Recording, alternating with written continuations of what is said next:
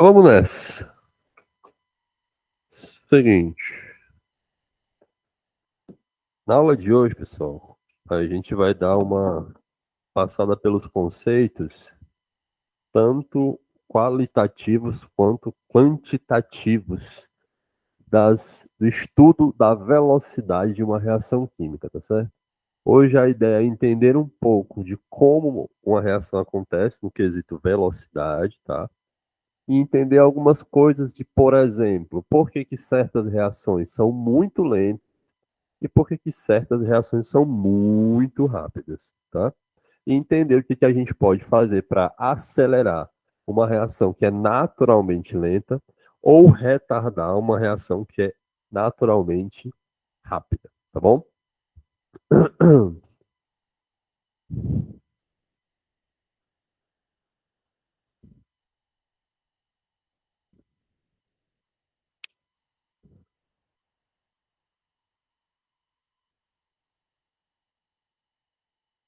Então, vamos nessa. A cinética química, galerinha, estuda basicamente o quê? Estuda basicamente a velocidade com que uma reação química acontece, tá? Lá na física, é muito comum o estudo da velocidade na parte de cinemática, né? Movimento uniforme, uniformemente variado. Mas na química a gente também tem a nossa parte de cinética. Só que não vai se incomodar ou se importar muito com a velocidade das partículas, e sim com a velocidade do que as partículas estão causando, certo? E no caso, é a reação química.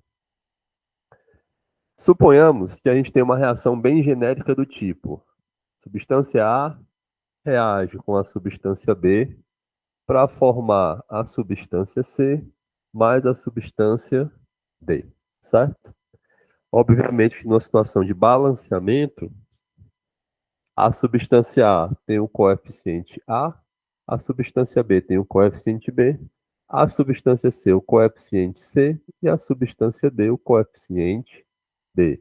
Adriano, todos os coeficientes são iguais? Não, os coeficientes podem ser iguais, podem ser diferentes. Importante é que sempre vai existir um coeficiente, seja um, seja mil, certo? E o que acontece?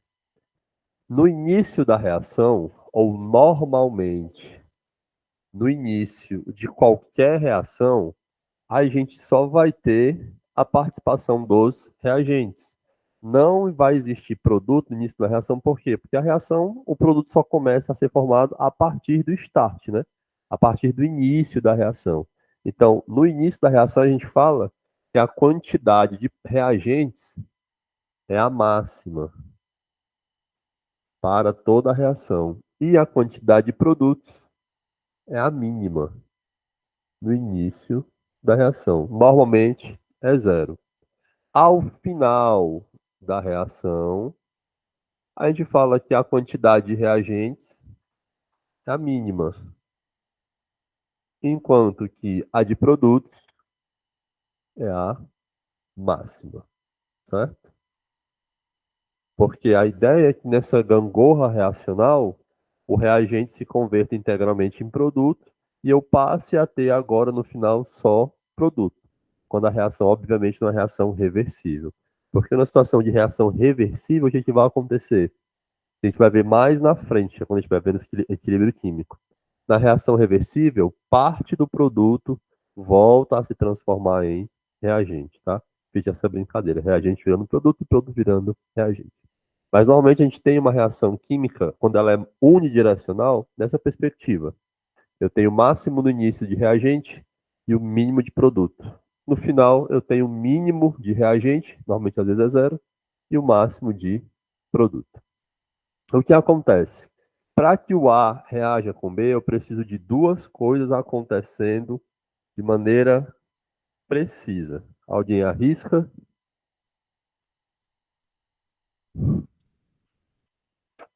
Perdeu. A reação só acontece quando acontecem colisões entre as moléculas. Para que a colisão ocasione uma reação química, a primeira coisa que tem que acontecer é uma orientação específica. Não é toda orientação, quando uma molécula encosta na outra, que a reação vai acontecer, certo? Eu preciso de uma orientação específica para a colisão entre essas moléculas. E uma segunda situação, eu preciso de uma energia mínima para que a reação aconteça. Por quê? Quando a gente pensa em reação química, a gente está falando em reações de colisão. Uma molécula colige na outra, quebra as ligações e faz outras ligações. Então, quando a gente pensa em eficiência de uma colisão, eu sempre gosto de trazer dois exemplos. Duas tartarugas colidindo, uma de frente com a outra, e dois carros a 200 km por hora colidindo um de frente com o outro. Obviamente, a energia de maior, com a maior quantidade de energia envolvida no processo de colisão está nos dois carros A200 do que em duas tartarugas colidindo, certo? As colisões acontecem, só que uma vai acontecer a princípio com energia para que a reação aconteça e a outra não. Então, eu preciso dessa duplinha aqui acontecendo de maneira simultânea para que eu tenha a chamada colisão efetiva. Só acontece reação química quando acontece a tal da colisão efetiva entre os reagentes. Eu vou precisar da orientação e da energia mínima para isso acontecer. Vocês lembram lá da termoquímica? Aqueles gráficos de exotérmico e endotérmico? Quando a gente tinha lá na termoquímica, um negócio mais ou menos assim. Vou pegar aqui mais um exemplo aqui bem simplório, certo? Vou pegar isso daqui. A gente tem reagentes nesse ponto, nesse outro ponto. A gente tem produtos. Bem aqui em cima, alguém sabe o que que a gente tem? Ficou torto, mas tudo bem. Ninguém sabe o que a gente tem aqui em cima. A gente tem o chamado complexo ativado. Vou já explicar para vocês o que raios é complexo ativado, certo? Entendam que esse gráfico está mostrando uma relação de energia para as coisas acontecerem. Certo? Os reagentes têm que atingir essa energia do complexo ativado para que aconteça a reação. Só vai reagir as moléculas do reagente que tiverem, no mínimo, a energia igual à energia do complexo ativado, certo? E essa energia, que é dada por essa diferença, a gente chama de energia de ativação. É a energia mínima para que aconteça uma reação química. Ou seja, quanto maior for a energia de ativação, mais difícil vai ser da reação acontecer. Quanto menor for a energia de ativação, mais fácil, entre aspas, mais rápido da reação acontecer, tá? Então, esse complexo ativado também é chamado de intermediário da reação química. Normalmente vocês estão acostumados, até esse nível da nossa entrega de conteúdo, a ver uma reação química somente com os reagentes e os produtos, né? Ou o produto ou os produtos. Mas existe mais gente aí que a gente não demonstra na reação, certo? Se fosse para ser demonstrado de maneira um pouco mais coerente, ficaria assim, ó. A reage com B, que forma o complexo ativado AB, que depois forma C mais D, tá? A gente não mostra o complexo ativado porque muitas vezes não é conveniente mostrar para vocês. Mas a partir de agora, vocês têm que entender que antes do reagente se transformar em produto, a gente tem a formação do complexo ativado.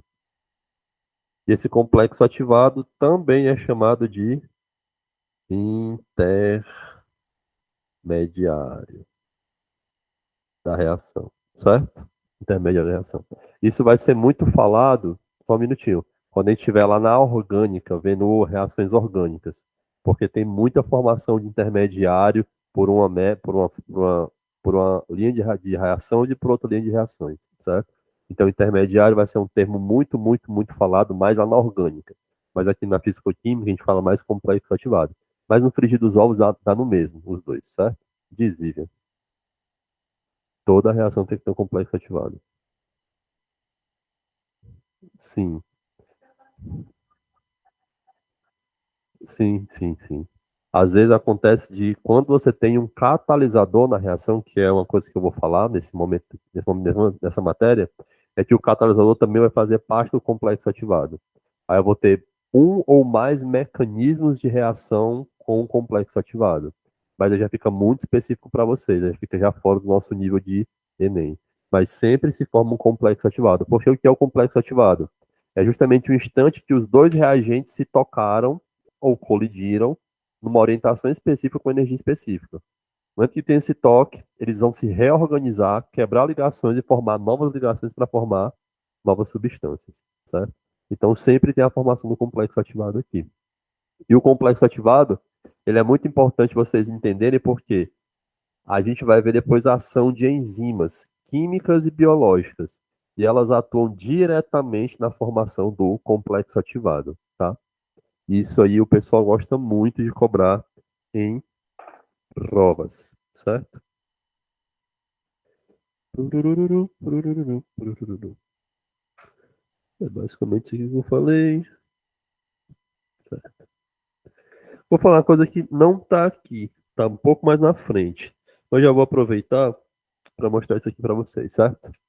Normalmente, uma das primeiras coisas que a gente vê na física, trazendo esse paralelo, a parte da cinemática, é a questão da velocidade média de um corpo, que é a variação do espaço pela variação do tempo, né? Lá na física, a gente diz assim, ó, velocidade média, variação do espaço pela variação do tempo. Isso aqui lá na física. Se eu tiver errado, me processem. Graças a Deus. Na química, a gente não trabalha com o espaço percorrido por uma molécula, e sim o quanto da concentração dessa molécula foi diminuída ou foi feita. Sempre que eu trabalhar com concentração de reagentes, eu tenho uma concentração de consumo, porque o reagente vai estar cada vez mais diminuindo a concentração. Quando eu tenho o trabalho dos produtos, eu estou falando de uma velocidade de formação, porque o produto vai vir do mínimo e vai para o máximo. Então, meu produto, normalmente, ele é formado. E o meu reagente, normalmente, ele é consumido, certo? Então, quando falar velocidade de consumo do fulano, é a velocidade de algum dos reagentes. Velocidade de formação do cicrano é de algum produto, certo? Aqui eu vou dar um hackzinho para vocês.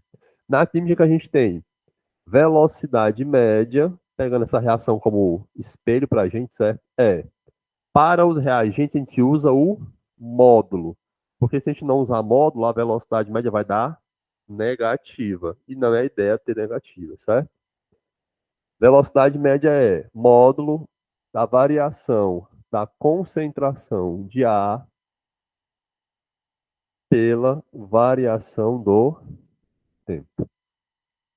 Eu tinha uma concentração inicial, vou ter uma concentração final, o tempo inicial e o tempo final. Divido essas variações e vou encontrar a velocidade média para o consumo de A.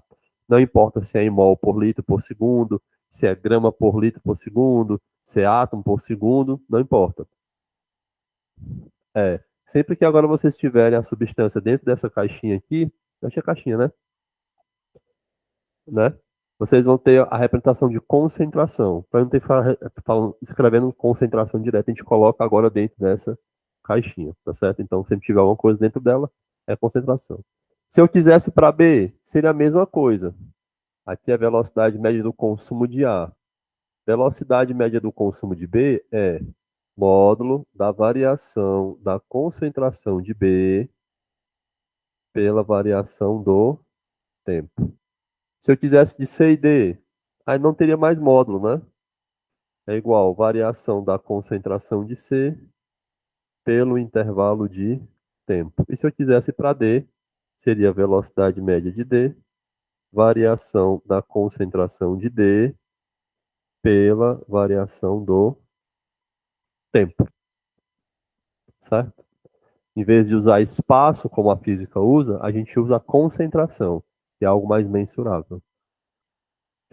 Tem como fazer tudo de uma vez, certo? Inclusive, eu vou explicar por que você pode, de uma, ter todas sem precisar fazer os cálculos. Só olhar para a reação. Mas antes, eu tenho que explicar uma coisa para vocês. Eu expliquei a fórmula, eu coloquei a fórmula da velocidade média para cada um dos participantes. Só que às vezes a questão ela não quer saber a velocidade média do fulaninho, ela quer saber a velocidade média da reação como um todo, certo? Então, quando a gente vê a velocidade média da reação, a gente tem que levar em conta quem agora? Os coeficientes, porque a velocidade ela é proporcional à equação balanceada, tá? Então, como é que fica isso daí, ó? Fica assim, ó. A velocidade média da reação, você pode pegar qualquer um dos participantes. Eu vou já dizer para vocês qual que normalmente eu pego, certo? Aí você pega qualquer um. Se for para A, módulo da variação da concentração de A dividido por coeficiente da substância A vezes a variação de tempo. É a mesma fórmula para A, que foi que eu fiz. Só adicionei a proporcionalidade dele na reação, certo? Se eu quiser fazer para B, vai dar a mesma coisa. Isso aqui é igual também. Módulo da variação da concentração de B dividido por Bzinho vezes ΔT. Porque também é proporcional ao coeficiente. Que também é igual a variação da concentração de C dividido por Czinho vezes ΔT. Que também é igual. Adriano, mó chatão, né? Pois é, mas eu tenho que falar isso aqui para não ficar dúvidas. Vezes Dzinho dividido por ΔT. Aí tu disse, sim, mas posso pegar qualquer um? Pode pegar qualquer um. Mas se, por exemplo, a questão me der uma tabela falando só as concentrações do B, do tempo zero ao tempo 50, sei lá. Variou o tempo e variou as concentrações. E aí perguntar a concentração, a velocidade média do D, por exemplo. O que que eu faço? Se você olhar isso daqui, ó, desculpa. Isso daqui é o quê, pessoal? Módulo da concentração de B dividido por ΔT.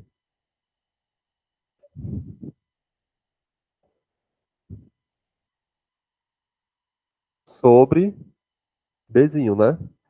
Vai ser igual a quem? Isso daqui é o quê? Sobre.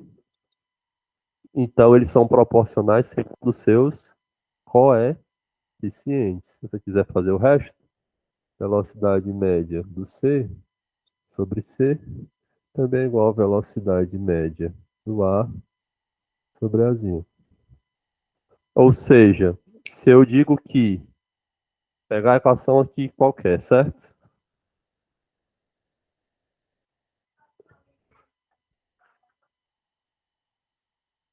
Ai,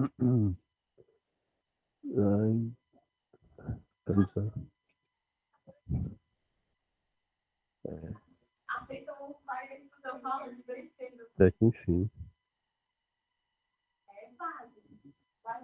Essa reação aqui, ela tem como balanceamento o seguinte, ó.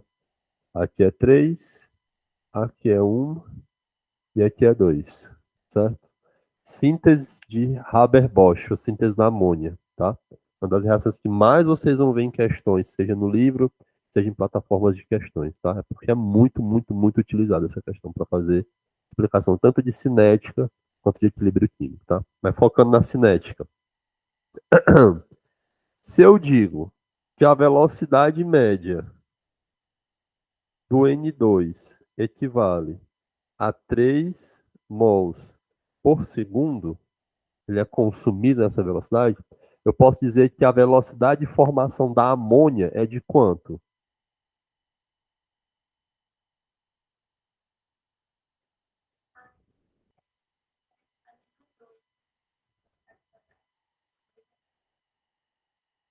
Tem nada não. Eu só olho para os coeficientes. Porque eu sou o coeficiente que me importa, tá? Dá 6. Não é 1 para 2? É o dobro. Se eu perguntar do H2, fica bem fácil, né? Dá 9, né? Aí você pode até ficar assim, poxa, mas existe esse negócio, né? Mas você pode dizer, poxa, mas é verdade que um está sendo consumido mais rápido que o outro? É verdade. Por quê? Para cada 3 moléculas de H2, eu só preciso de uma molécula de N2. Então, o H2 tem que ser consumido o triplo da velocidade do que o N2. Porque não é 3 para 1, entendeu? Aí você diz assim, mas Adriano, quando eu pego uma questão assim, o que é que eu faço? Normalmente, o que é que eu faço? Eu faço. Eu olho para qual dos coeficientes é um, porque ele vai ser meu referencial para todos os outros. É só multiplicar depois. Até para a própria velocidade média da reação. Porque se eu divido por um, é ele mesmo. Então, eu olho sempre alguém que tenha um. Se eu tiver informação desse, é massa, porque eu já faço referencial para todo mundo, é só multiplicar. Se eu pegar um que tem coeficiente 3 ou coeficiente 5, aí você tem que pegar número quebrado, aí dá um trabalho. É, pega um que seja mais fácil você achar as proporções, né? Porque não que vocês não sejam capazes de fazer uma divisão por 7, obviamente vocês são, né? Eu espero, né? Só que a ideia é que a gente consiga fazer a questão mais rápido possível, né? Porque o tempo ele é sempre muito cruel na prova. E aí, se você consegue fazer as multiplicações com um, muito mais prático do que fazer com 3 às vezes. Se eu tiver uma reação muito grande, pedir de um por um, aí é mais prático pegar um que tem um. Tranquilo? Beleza? E aí, eu já comecei a explicar a parte quantitativa do negócio, certo? Que é a questão da velocidade média dos participantes. Só que a gente tem que entender que algumas reações são muito rápidas, outras são muito lentas. Um exemplo de uma reação muito lenta que alguém pode me dar? Vou apagar esse pedacinho aqui. Tão bonitinho, mas vou apagar. Né? Um prego enferrujando é uma reação rápida ou lenta? Lenta. Por mais que o processo oxidativo seja perceptível, demora um tempo até você ver uma quantidade suficiente grande de ferrugem. Uma reação rápida,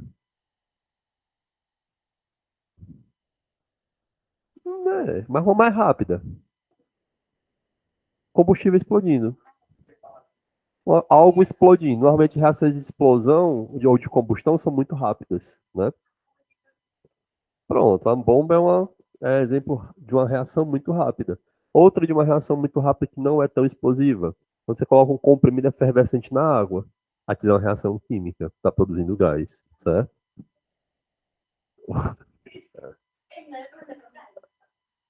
É, se você tacar no fogo, ele fica bem durinho, bem rápido, né?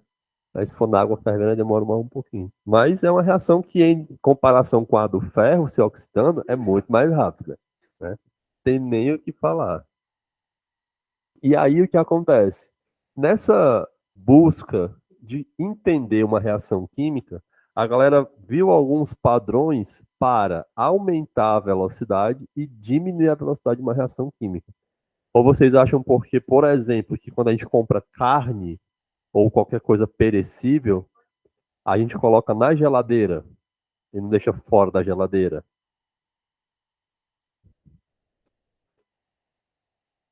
Sim, porque a temperatura é um fator importante para as reações químicas. Ela ficou no ovo e vai defender o ovo pro resto da vida dela. Não, mas eu já admiti. Só não tô dizendo que foi o melhor dos exemplos. Mas eu já admiti. É, não é aquilo assim, ó, você vai ganhar uma estrelinha por isso, né? O que acontece é o seguinte: foi percebido alguns fatores que interferem diretamente na aceleração e no retardo de uma reação química.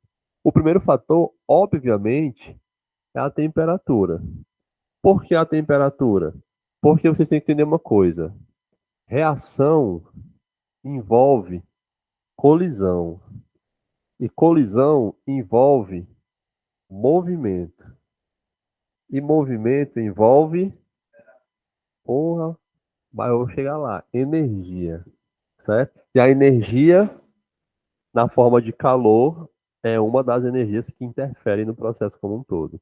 Então a gente pensa o seguinte: numa situação onde eu consigo aumentar a temperatura da minha reação, eu consigo fazer com que a minha molécula ela ganhe energia vibracional e, por conta disso, energia cinética. E se ela está se movimentando mais rápido, a frequência com que ela colide em outras moléculas é muito maior. Eu gosto sempre de dar exemplos que não tem nada a ver com química, porque eu acho que fica mais fácil de entender. Pelo menos eu fazia assim quando eu estava estudando. Eu penso assim, ó, imagina que eu tenho essa sala aqui, sem cadeira, sem nada, certo? Coloco duas pessoas, vendadas e com os ouvidos tapados para não escutar nenhum tipo de barulho. Eu digo assim, antes, né, de tapar os ouvidos. Andem pela sala até vocês se encontrarem.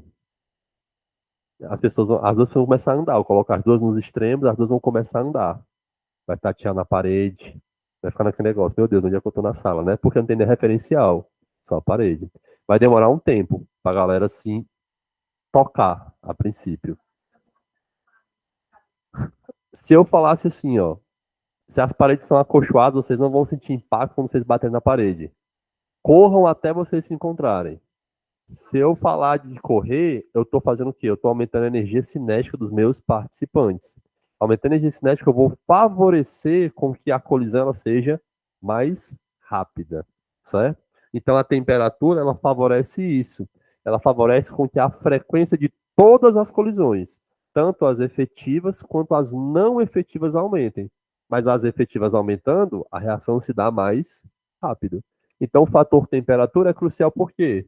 Quando você aumenta a temperatura, você acaba ocasionando um aumento da velocidade.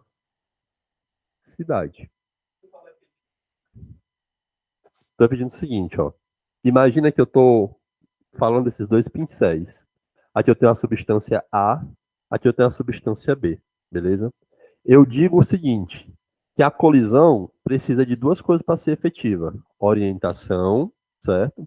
E precisa ter energia cinética eficaz para isso, o mínimo.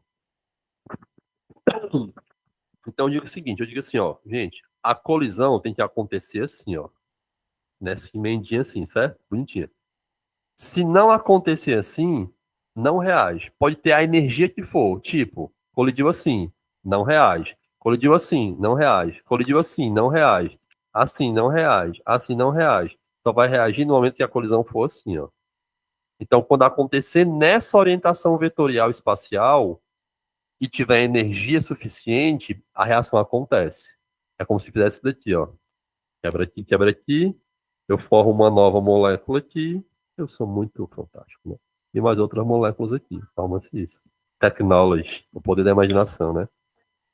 Entendeu? Então, eu aumento todas as colisões, até as que não vão fazer nenhum tipo de reação, não vão ser efetivas. Mas eu aumentando as efetivas, por um pouquinho que seja, a reação já fica mais rápida. Entendeu? Então, meio que a gente aumenta tudo para garantir que pelo menos as efetivas vão aumentar, independente se as não efetivas também aumentem. Não importa, né?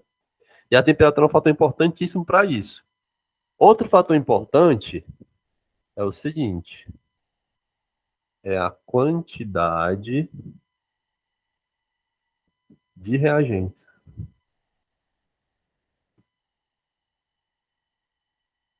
É isso. Como assim a quantidade de reagentes influencia? Até esse ponto, a gente não se preocupa com o produto. O produto é só um mero produto literal da reação. A gente vai focar na parte do reagentes. Como assim? Imagina de novo. Por exemplo, não tem nada a ver com química. Eu peguei duas pessoas vendadas, coloquei nessa sala e falei assim: andem até vocês se encontrarem. Tem nos extremos e papapá, certo?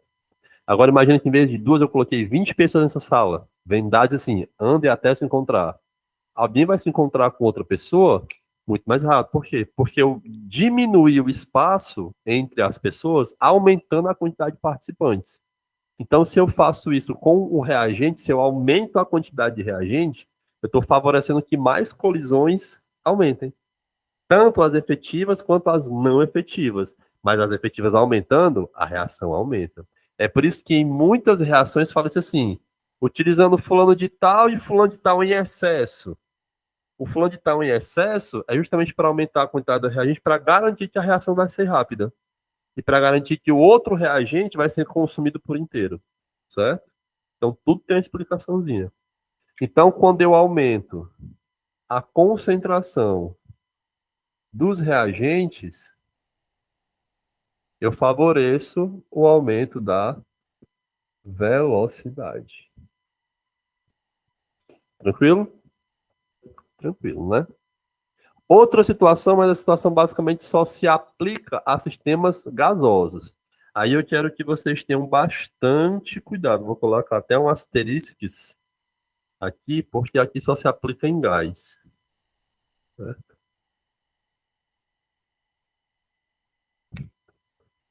O que acontece? Quando você. Não vou nem falar, vou perguntar para vocês. Qual é a grandeza que a gente consegue variar em gases, mas não consegue variar em líquidos e nem em sólidos? Tem duas, na verdade, né? Mas a que vocês falaram eu aceito.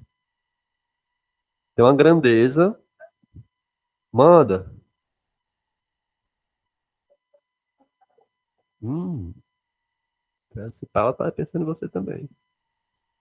Qual a grandeza? Tem duas, né? Mas uma é obviamente decorrente da outra. Começa com V de Vitória. Volume. É, mas o líquido, o volume, eu não posso comprimir um líquido. Não tem uma compressão tão eficaz. Já o gás, sim. Eu tenho como comprimir esse gás até um certo ponto que ele não está se liquefazendo, mas ele vai estar muito compactado. Quando eu aumento a pressão no recipiente com gás, o que eu estou fazendo com o volume? Diminuindo. Se eu diminuo o volume, é como se eu pegasse essa sala com duas pessoas e encolhesse. Eu diminuo o espaço disponível entre os participantes. E a colisão, finge que é só um quadradinho desse. E a colisão vai acontecer o quê? Muito mais rápida, né? Então, a pressão, quando ela é alterada em sistemas gasosos, ela faz com que a reação seja mais rápida também. Por quê? Porque eu vou aumentar todas as colisões, a frequência de todas, desde as não efetivas até as efetivas. Mas se aumentou as efetivas, já vai dar certo, tá bom? Então, quando a gente tem um aumento da pressão, a gente também tem um aumento da velocidade. Dá uma dica para vocês. Vocês têm costume de tomar medicamento ou qualquer coisa do tipo efervescente? Sorrisal, vitamina C. Pronto. Por isso que o cabelo é laranja, né? Entendi. Faz sentido agora. Que nem aquele dia que eu fiz aquela divisão e saí cortando o número igual. Que acontece é o seguinte: quando você toma a vitamina C, a água, normalmente você coloca água gelada, a temperatura ambiente ou uma água quente. Pronto. Você bota na água gelada. Você já está infligindo num conceito para aumentar a velocidade da reação. Ou seja, só por estar na água gelada, já vai demorar um pouquinho a mais para a reação acabar, certo? É muito mais rápido. Mas é como você falou, ninguém vai tomar vitamina C, um xarope, um chá de vitamina C, tá ligado? Ninguém vai. Ou ninguém de maneira natural vai tomar, tá ligado? É, tipo, ele fica lá só úmido, mas tipo, não dissolve. É o que acontece. Quando ele está se dissolvendo, não está formando um gás, esse gás fica no recipiente. Não, ele sai porque o copo é aberto, né? Se você for com a sua mãozinha colocar a mão assim na boca, né, do recipiente, o que vai acontecer com o gás? Vai ficar retido. A pressão dentro aumenta ou diminui? Aumenta. A pressão aumentando, o bichinho se dissolve mais rápido. Mas ninguém vai ficar com a mão, botar a mão no copo assim, né? Ah, tô fazendo o quê? Não, tô aumentando a velocidade da minha reação do meu sorrisal, dissolver aqui. Mas você sente uma pressão querendo empurrar sua mão real, oficial, entendeu? Sim, pode crer, pode crer, pode crer. Isso mesmo. É isso mesmo. Tipo isso. Ele é muito volátil. E aí ele tem uma pressão de vapor muito alta. Escapava. É, tipo isso. É, tipo isso. Só que aí é bem artesanal, né? É só para você fazer com que aquela atmosfera que você está respirando tenha o máximo do vapor possível. Mas não é, mas o vapor ali não sai numa pressão muito alta nessa situação, não. Sim, mas essa é a ideia para desobstruir as vias respiratórias, né? É na base da ignorância. É o gás vai desentupindo na porrada, né? A sua via nasal, né? Bora, pô, sai do meio que eu tô passando. É tipo isso. Pelo menos morre cheiroso, né? Aí o que acontece? Ainda tem mais uma coisa que a gente pode fazer com esse sorrisal ou com essa vitamina C para aumentar a velocidade, que talvez seja o mais legal de fazer, porque não tem nenhum efeito controverso, tipo tomar o bicho quente ou ficar com a mão lá na pressão, né? Que é justamente você pegar o seu sorrisal ou a sua vitamina C e triturar todinho, pulverizar. Porque quando a gente pulveriza um comprimido ou qualquer coisa, a gente está fazendo com que uma informação desse material seja alterada. Vocês já devem saber do que eu estou falando, né? É a superfície de contato.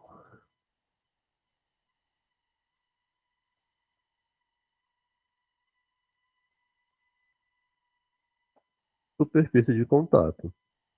Quanto mais superfície o material tem disponível para reagir, é como se eu estivesse aumentando a quantidade de reagente também. Eu estou expondo os átomos que estão internos na estrutura ao outro reagente. É só você querer fazer uma reação bem simples, mas não faça agora, não, pelo amor de Deus. É o seguinte: pega uma folha de papel aberta e coloca fogo nela. Por isso que eu pedi para não fazer agora, graças a Deus. Toca fogo nela e vê o tempo que ela demora como um todo para queimar. Depois você pega uma mesma folha de papel, não a que você queimou, obviamente, né? Outra parecida e amassa todinha. E aí tenta tocar fogo nela. Demora muito mais. Por quê? Porque eu criei uma superfície muito pequena para a reação acontecer. Os átomos que estão dentro da bolinha de papel, né? Eles não estão expostos nem ao calor, nem ao oxigênio que vai fazer o processo de oxidação. Já se a folha está toda aberta, eu tenho uma área frontal e uma área traseira muito grande para que a reação aconteça. Entendeu? Então, se eu aumentar a superfície de contato, a velocidade da reação, obviamente, aumenta naturalmente. Tá? Maior superfície de contato, maior velocidade. Tá bom? Xadrez, até agora tu só botou para cima, né? Aumentou a temperatura, aumenta a velocidade. Aumenta o reagente, aumenta a velocidade. Aumenta a pressão, aumenta a velocidade. Né? Não, não, senão vai bugar vocês. Não, deixa tudo assim. É para cima, é tudo para cima. É, positividade, pensamento positivo. Se eu aumento a temperatura, aumenta a velocidade. Se eu aumento os reagentes, aumenta a velocidade. Se eu aumento a pressão, aumenta a velocidade. Se eu aumento a superfície de contato, aumenta a velocidade. Aqui o que normalmente as questões trazem? Não falando da pressão, mas falando do volume. Porque o volume diminui para que a velocidade aumente. Dias, você fez uma pergunta agora escabrosa. Tenho que pensar. Depende de muitas coisas. O estado físico dos reagentes, a temperatura que está acontecendo. É, porque tem que ter colisão, né? No vácuo a colisão é mais difícil, né? É mais difícil. É. E ainda tem mais uma coisinha ainda que influencia na velocidade de uma reação. Vocês fazem ideia? Isso daí não é compartilhado só pela química. Tem uma outra disciplina que é até legalzinha, que também compartilha desse material aí. Não. Pois é, por isso não é história. Não.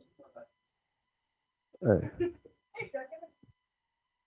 Uma matéria que é brotherzinha assim da química, assim, que é até legal. Biologia. Aham. O que acontece?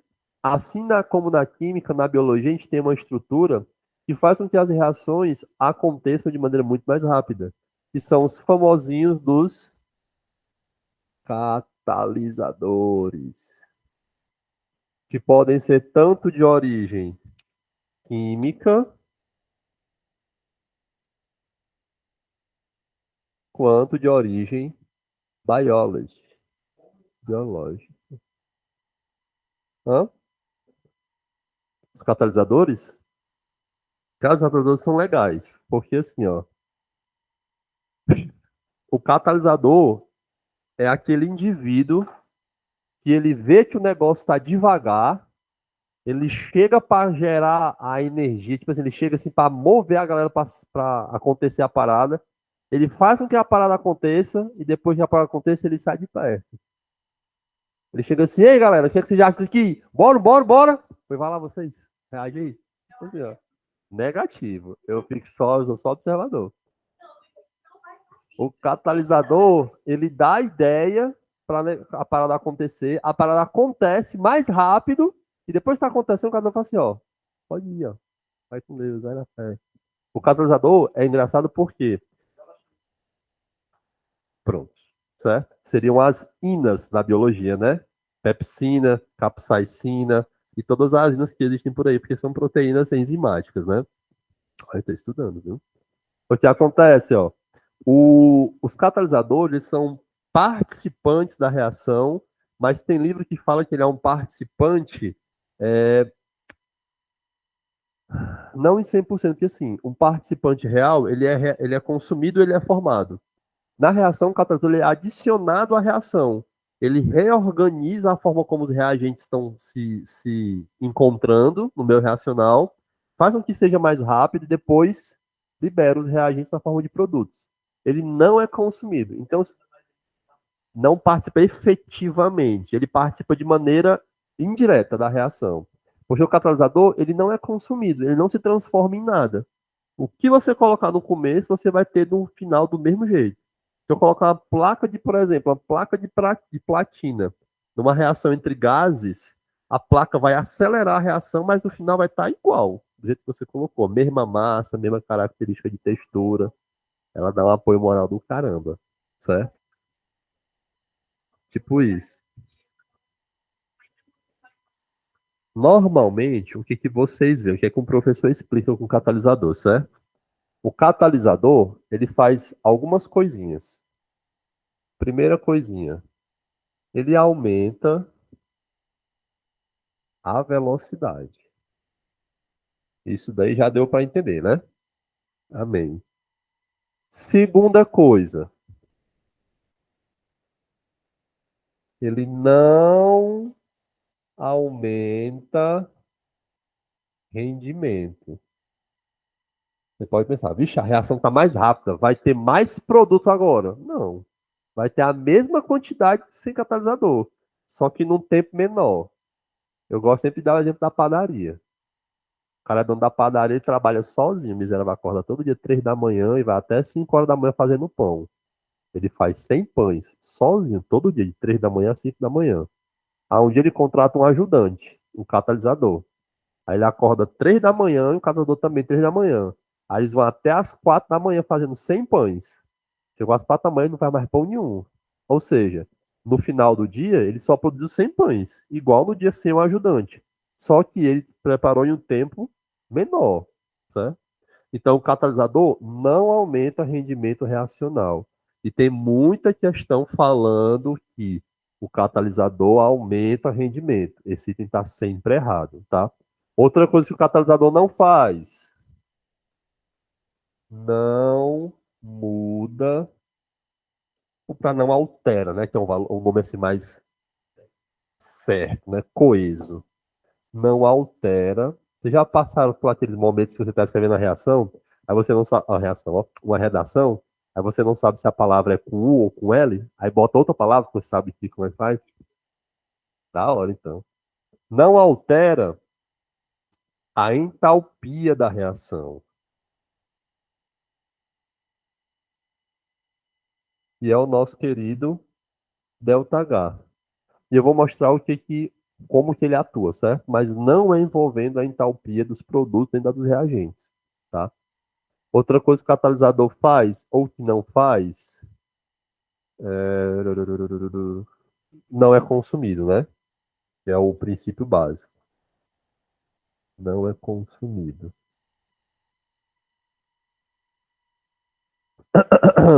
Um professor normal pararia aí, certo?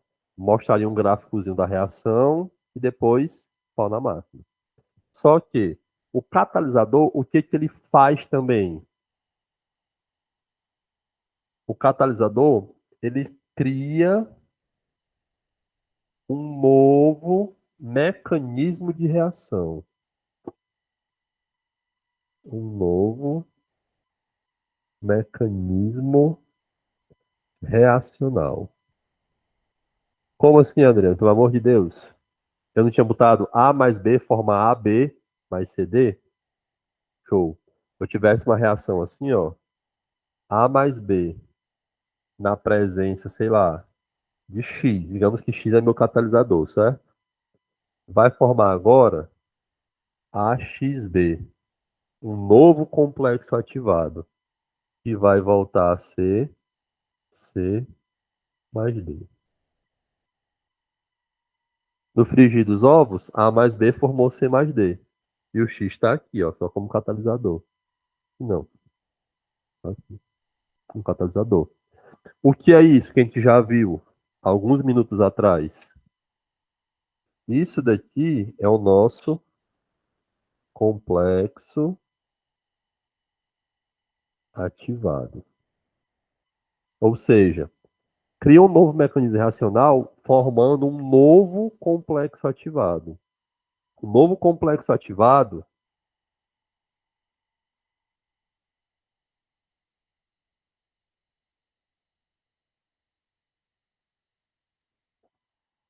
com menor entalpia. Lembram que eu falei lá desde ligações químicas que sempre que o material tem menos energia, ele é mais estável. Aqui também. O meu complexo ativado vai ter uma entalpia menor, logo a taxa para as reações acontecerem também é menor.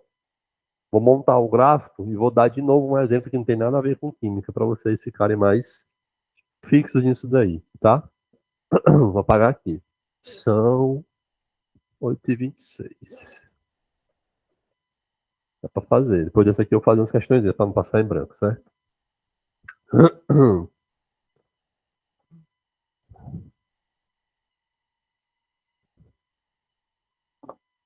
Seguinte, montar aqui a minha reação de novo, certo? A reage com B, forma AB, e esse AB se transforma em CD. Tranquilo? Então eu digo que aqui é o meu primeiro tipo de reação. Aí eu vou usar o pincel aqui, que esse azul está meio barrido. Barrido. Inventei essa palavra agora. Um segundo, uma segunda forma dessa reação acontecer. Eu disse assim, ó, A reage com B na presença do catalisador X, formando ABX, tá? Pode ser AXB, pode ser XAB, tanto faz, é de uma maneira genérica, tá? É só para vocês entenderem o que está acontecendo aqui. E vai ter a formação de C mais D. O X vai voltar para a reação como catalisador, tá?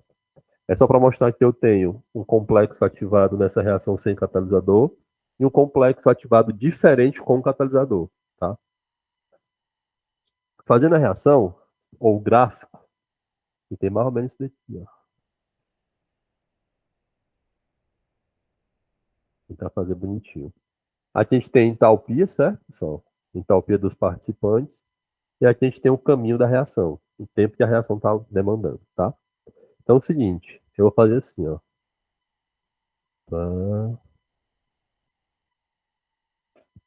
Tá? Para cá, para esse valor de entalpia, eu tenho A mais B. Eu tenho os reagentes, certo?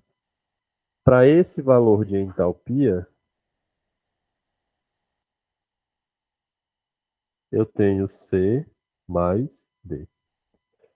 Meus amores, eu posso dizer que essa reação ela é endotérmica ou exotérmica?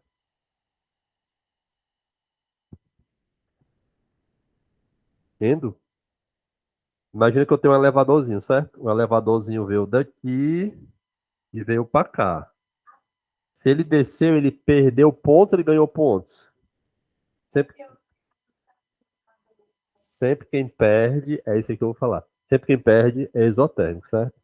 Quando você for analisar se uma reação é endo ou exo, nunca se preocupe com essa parte do centro. Essa parte do centro é de outro rapaz da reação. A gente sempre olha para o reagente e para o produto, certo?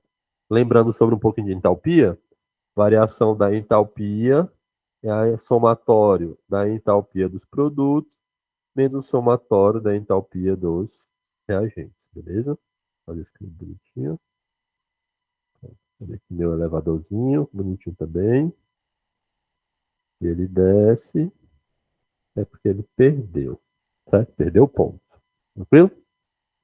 Mas, Adriano, o que raios é isso daqui, ó? Que tá aqui em cima, garotão? Isso daqui é o meu complexo ativado, AB, certo? Que tem uma certa energia também, certo? Aqui é o AB. Tranquilo? Vou botar até assim, ó. Complexo ativado, CA. Tranquilo? Então, quando eu olho essa reação ela não está catalisada, né? Também estou fazendo isso bonitinho. Não está catalisada, está indo pelo primeiro mecanismo de reação. Vou fazer bonitinho aqui.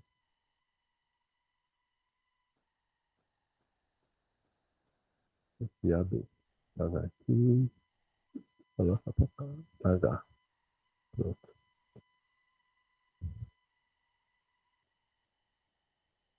Tranquilo? Eu gosto de explicar essas coisas bem detalhadozinho, porque nem só de questão de cálculo vive a química no Enem, né? Normalmente a questão de cálculo você joga a fórmula e ou você sabe ou você não sabe. Você não fica nem, pô, errei essa questão de cálculo. Eu não sabia a fórmula, errei mesmo. A gente às vezes se degladia muito quando é uma questão teórica, e aí você fica na dúvida entre dois itens, qual que tá certo, qual tá errado, e erra. Aí fica, poxa, era só um detalhe, né? Por isso eu gosto de falar os detalhes bonitinhos. Então, o meu complexo ativado, ele tá aqui, certo? Se eu fosse atrás da energia de ativação, a energia de ativação é o quê? É a energia do complexo ativado menos a energia dos reagentes. É a entalpia do complexo ativado menos a entalpia dos reagentes. Entenda o seguinte: entenda esse gráfico como se fosse o preço para se entrar numa festa. Tá? Só entra quem tem esse valor de dinheiro para pagar o ingresso, beleza? Então, para você que está fora da festa, entrar na festa, você tem que arrumar, no mínimo, isso aqui de dinheiro para poder pagar o ingresso e entrar, certo?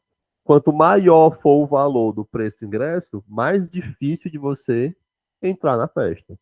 Para a química, quanto maior a energia do complexo ativado em relação à energia do reagente, mais lenta é a reação química. Ou seja, uma reação de oxidação ou de ferrugem, a energia do complexo ativado é muito distante da energia dos reagentes. Por isso que demora muito para a reação acontecer, certo?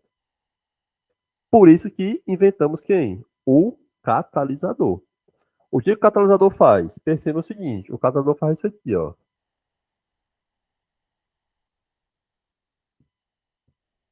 Ficou meio feio, mas tudo bem. O catalisador, ele não te dá dinheiro, ele te dá um desconto, ele deixa mais barato. Aqui é o complexo ativado com catalisador, certo? Esse complexo ativado, ele tem uma certa energia também, muito menor que a energia do complexo ativado sem o catalisador. Aqui não é mais AB, aqui é quem? ABX. Eu fico tudo arrepiado quando faz sentido as coisas. ABX. Esse é um dos momentos que mais justificam a minha paixão por questão de gráfico, porque as respostas sempre estão no gráfico. É só a gente saber ler o que está aqui, né? Então, o que foi que o catalisador fez? Diminuiu a energia do complexo ativado e, por tabela, diminuiu quem? a energia de ativação da reação. Ou seja, ficou mais barato entrar no show. E não ele me deu dinheiro para entrar no show. Ele não aumentou a minha quantidade de dinheiro. Ele que baixou o preço do ingresso para poder entrar no show. Porque são duas perspectivas, né? Dá outra coisa, desconta outra coisa. Então, aumentou a velocidade por quê? Porque cria um novo mecanismo reacional. Eu tenho uma nova reação acontecendo, porque eu tenho um novo complexo ativado. Ativado tem uma menor entalpia. E também diminui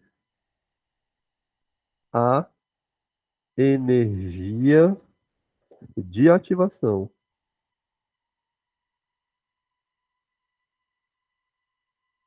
Diminui a energia de ativação da reação. Diz.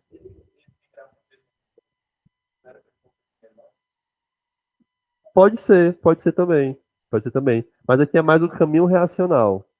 O tempo deveria ser menor. Pronto, deveria vir tipo aqui assim, né? Ó, deveria. Mas eu faço assim só para a galera entender que a entalpia do reagente do produto não muda.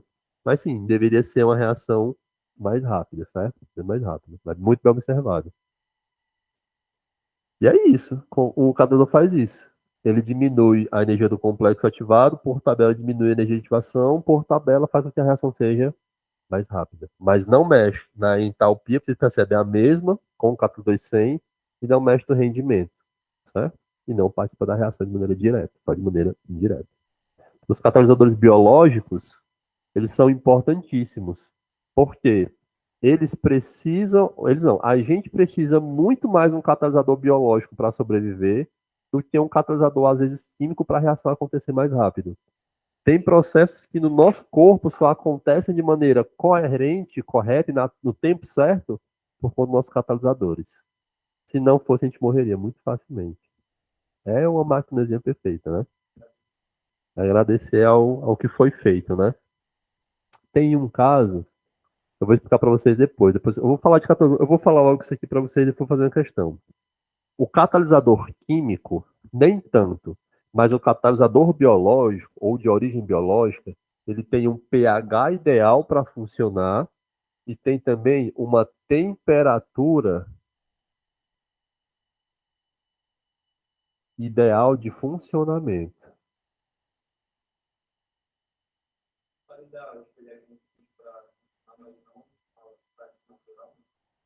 Isso, isso. Porque como elas são proteínas, ou de origem proteica, se eu não me engano, só tem um catalisador do nosso corpo que não é proteico. Eu vou depois procurar o nome dele para vocês, que é bem específico. Mas a maioria dos catalisadores de origem biológica são proteicos. Então, eu preciso de um pH ideal para funcionar no meu máximo e preciso de uma temperatura também que seja a mais ideal, porque quando eu aumento a temperatura, eu não aumento a velocidade da reação, só que se eu aumentar demais, a minha enzima desnatura. E aí eu ganho de um lado com a temperatura aumentando, mas perco do outro porque o catalisador morreu. Perdeu a função dele na minha célulazinha, certo? Então tem toda uma situação. Por exemplo, a amilase salivar. A amilase salivar é um catalisador, é uma enzima que é usada na digestão de carboidrato na nossa boca e na nossa faringe.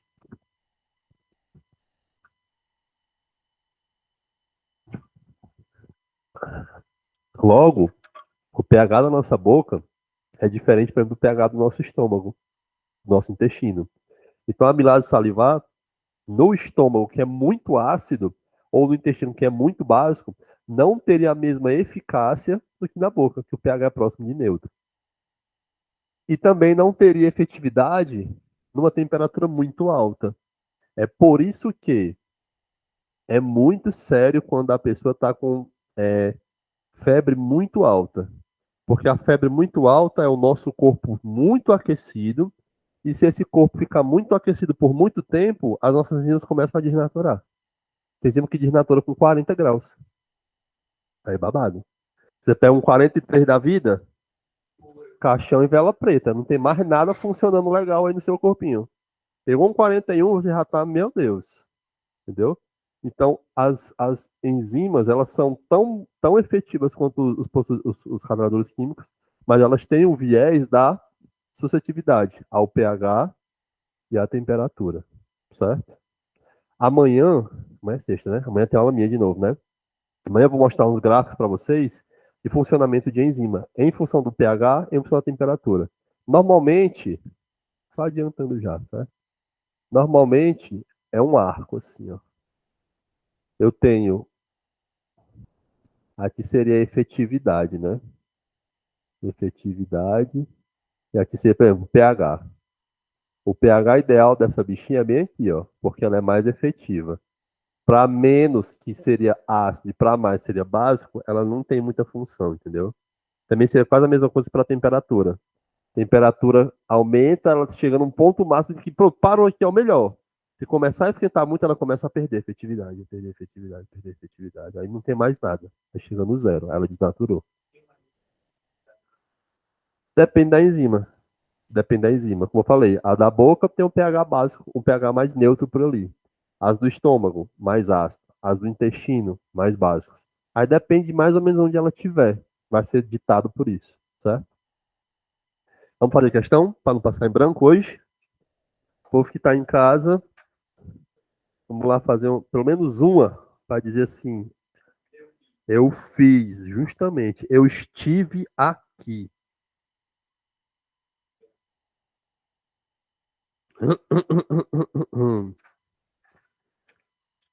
Velocidade média estava no fim da aula, né? Mas eu já dei no começo, né? Então tá de boa.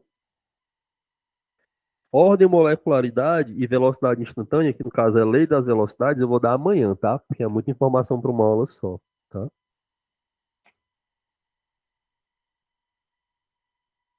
Só ver um negócio aqui bem rapidinho. Eita, mas também botaram foi para quebrar, né?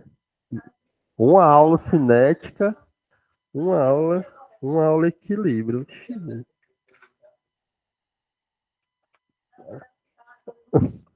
Eu fiquei assim, o capítulo acaba na página.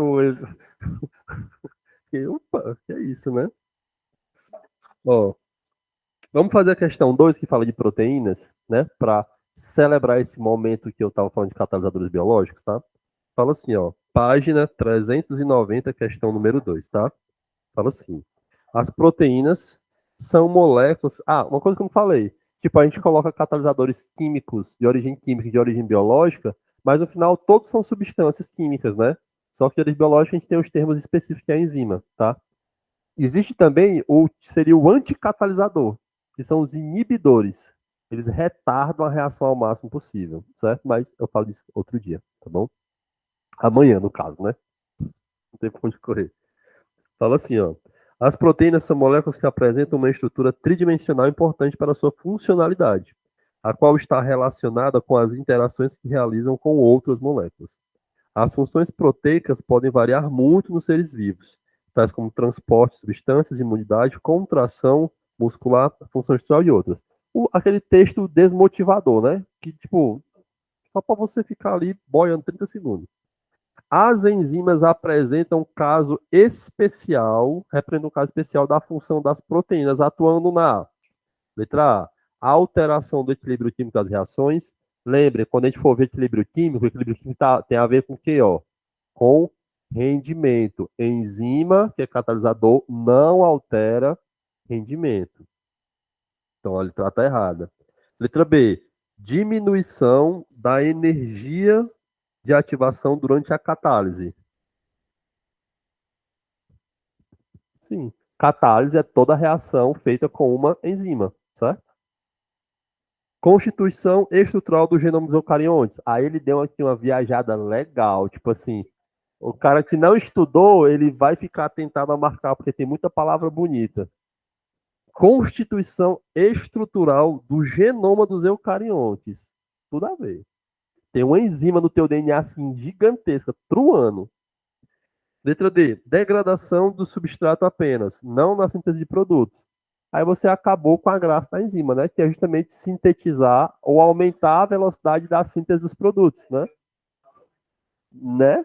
Tipo assim, ele vai no substrato, mas pô, ele chega lá e não faz porcaria nenhuma. Ele só tá lá só para ocupar espaço. Não tá fazendo nada. Letra E, diminuição da velocidade das reações químicas. Aí você voou legal, né? É o item mais errado que tem esse daqui, né? É. Aquele que tira você do seu curso, assim, né? Não, esse ano não, né? Mas vamos estudar mais um pouquinho, né? Você não é digno desse curso, né? Tá ligado? É tipo isso. Eu quero ver se eu pego uma aqui de velocidade média. Pra gente trabalhar um pouquinho o conceito de velocidade média. Tem mais a de velocidade instantânea. Qualquer coisa eu vou fazer uma listinha para vocês com os macetes da velocidade média, porque a velocidade média cai muito na US. Para quem vai fazer o US, né? Não tem muito aqui não. Mas vamos fazer a 16, esse a gente sabe fazer, tá? Fazer a 16, aí a gente encerra por hoje, tá? Já estamos próximo das 9 horas já. Questão 16. Cinética química é uma área da química que estuda a velocidade das reações químicas e os fatores que alteram essas velocidades. Quais fatores não alteram a velocidade de uma reação? Bora lá ver se a gente prestou atenção na aula de hoje, né? Superfície de contato, presença de luz e inibidores. Eu não falei da presença de luz, por quê? Porque a luz, ela é como se fosse um catalisador físico. Mas não tem que adicionar isso aqui. Isso aqui eu acabei até esquecendo de falar.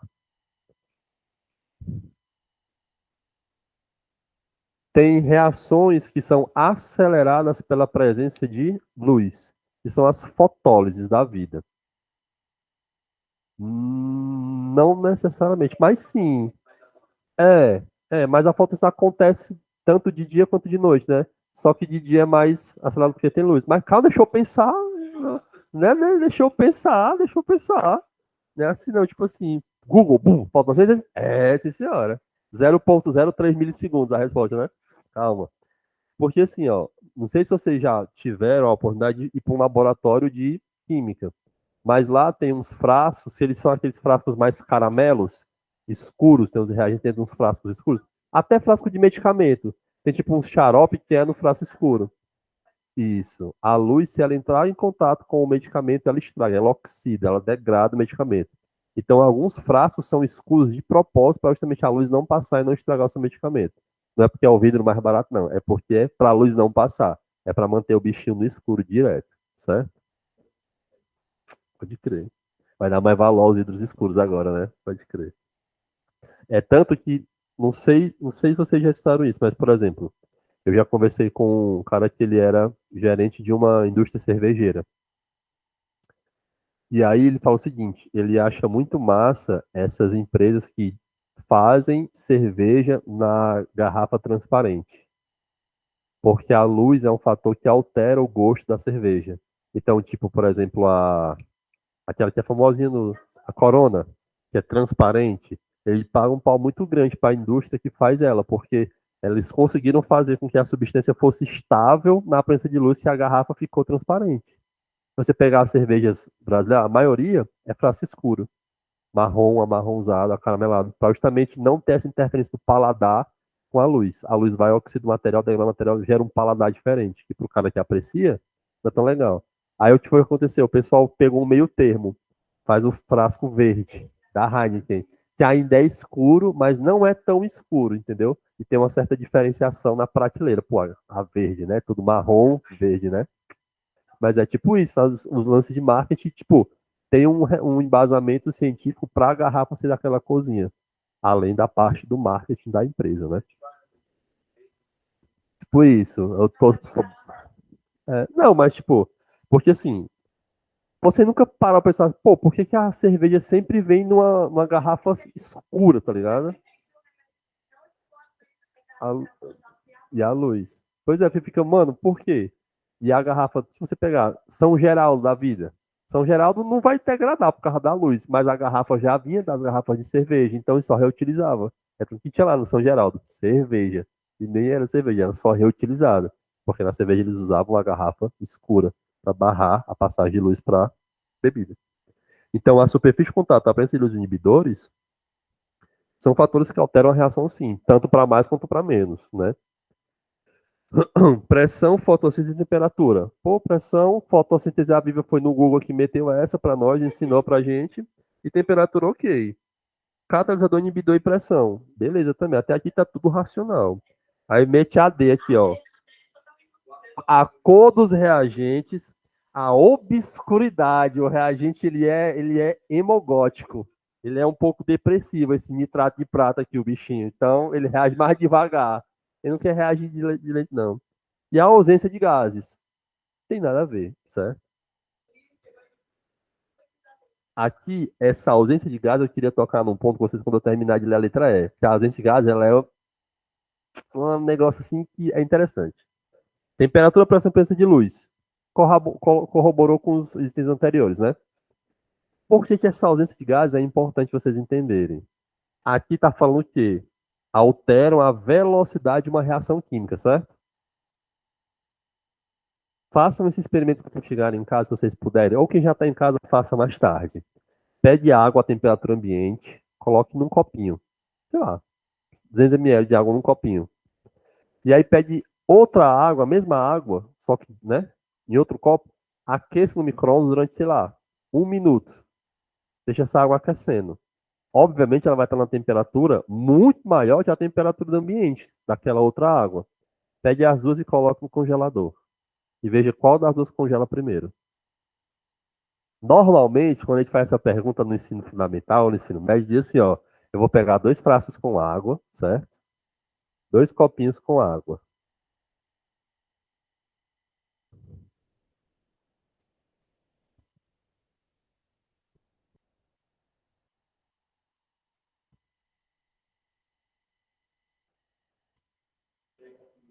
É o copinho de barra. Eu tô no meu momento artista. Pegue 2 copinhos e encha com água. Esse daqui você deixa a 25 graus Celsius.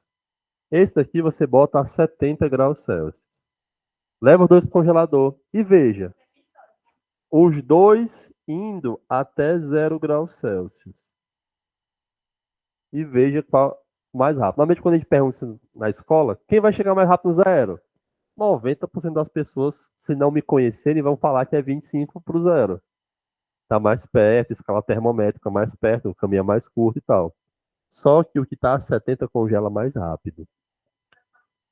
Não necessariamente. Não necessariamente. Vou falar. O que acontece?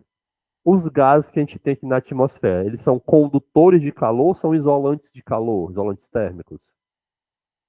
Isolante. Porque, por exemplo, se eu tiver com a barra de ferro aquecida aqui, ela vai estar emanando para a gente infravermelho térmico, certo? Calor. Se o gás fosse um condutor de calor, essa atmosfera gasosa aqueceria muito rápido e chegaria em vocês muito rápido. Se eu tiver com a barra de ferro aqui, vai demorar um tempão para vocês sentirem a sensação do calor que essa barra está emanando. Por quê? Porque o ar, ele é um isolante térmico. Quando a gente aquece a água no micro-ondas ou qualquer coisa, a gente tira os gases que estão dissolvidos na água. Eles vão embora. Essa água agora não tem mais nenhum gás dissolvido nela. Logo, fica mais fácil para ela trocar calor com o congelador. Então, ela perde calor mais rápido que a de 25. Porque a de 25 tem alguns gases que impedem essa troca efetiva. É essa aqui congela primeiro. É tanto que se você pegar o gelo da sua casa e for olhar, o gelo que você congela a temperatura normal, quando você vê, ele é cheio de bolinhas dentro. Porque são os gases que são dissolvidos. Você pega um gelo de água que foi aquecida, ele é todo liso, parece um vidro. Não tem bolinha, porque não tem gás. O gás foi embora, quando congelou, não tem nenhum gás para capturar ali dentro. Então, normalmente, a ausência de gases faz com que eu tenha uma troca térmica mais rápida. Só que a água congelar não é uma reação química, é um fenômeno físico. Muito interessante essa perspicácia da pessoa que tirou essa questão de colocar isso daí. Se ela me mete isso daqui com uma superfície de contato, aí você fica, será se, né? Mas a coisa a gente é de quebrar. Obscuridade, eu nunca nem ouvi falar isso na química, eu só ouvi falar na psicologia, mas é um conceito totalmente novo, moderno, atual, certo? Então, pessoal, resposta da questão 16 é a letra D. Obrigado por hoje, pela presença e pelas participações. Amanhã estamos de volta. Um beijo e até lá. E um balde cheio de caranguejo. Um beijo, um cheiro. Um beijo, um queijo, um balde cheio de caranguejo. O pessoal falava muito isso. É doido, né, mano? Tchau, gente.